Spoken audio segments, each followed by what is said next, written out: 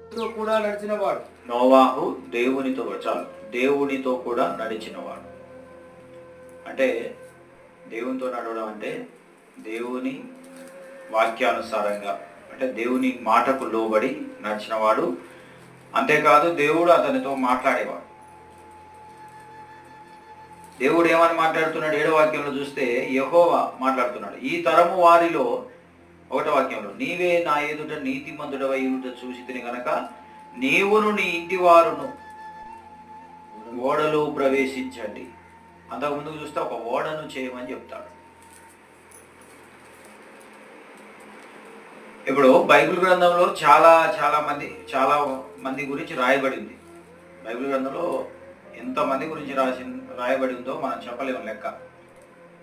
వాళ్ళ వంశాలు ఉన్నాయి, వాళ్ళ పేర్లు ఉన్నాయి, ఎన్ని పేర్లు, ఎంతమంది జనం గురించి, వాళ్ళ క్రియల గురించి రాయబడి ఉందో